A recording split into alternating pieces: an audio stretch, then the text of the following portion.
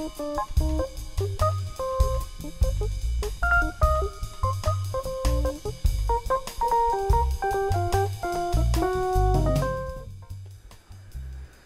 doctor Francesc Xavier Setoany i el seu equip de l'Hospital Clínic de Barcelona treballen en la cirurgia de l'epilèpsia. Amb la seva recerca busquen millores en la localització de l'àrea afectada del cervell abans de la intervenció quirúrgica. L'epilèpsia és una malaltia neurològica crònica que consisteix en la repetició continuada de crisi epilèptica. Una crisi epilèptica és una descàrrega exagerada d'un grup de neurones. Dins de l'epilèpsia hi ha dos grans grups de malalt.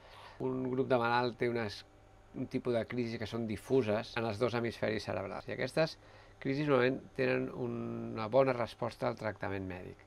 L'altre gran grup són les epilèpsies parcials o complexes, que tenen un foco epilèptic, s'originen en una àrea concreta del cervell. Són aquestes les que treballarem, perquè aquestes epilèpsies parcials tenen la particularitat de que no responen bé als tractaments antiepilèptics. Llavors, la línia de treball en la que estem és en la localització prequirúrgica del focus abans de la intervenció. Per això participa en tota una sèrie d'exploracions. La que fem a medicina nuclear és a l'espec cerebral.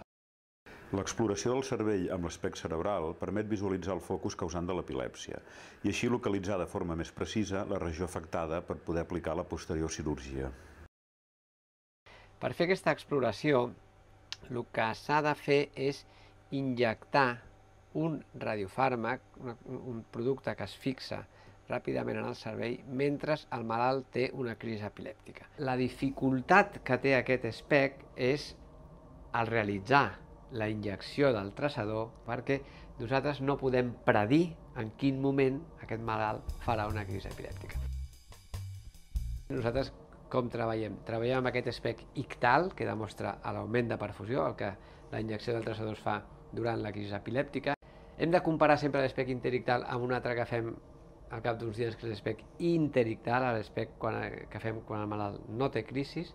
Aquestes dues imatges es superposen, es fa una sèrie de tractament d'imatges, i aquesta imatge de diferència es superposa a la ressonància del mateix malalt, que també es fa quan el malalt està ingressat, i obtenim sobre la ressonància el foc epilèptic, que ens dibuixa perfectament l'àrea blanca i vermella, que és l'àrea que es té que operar en aquest malalt. Hi ha en aquest moment dues empreses d'electrònica, d'equipament mèdic, una empresa francesa i una empresa italiana, que ens han demanat les dades i estan començant a fer contactes amb la nostra unitat d'investigació del clínic per veure si es pot arribar a comercialitzar aquest equip o un de similar, utilitzant els nostres coneixements i la seva metodologia electrònica per comercialitzar.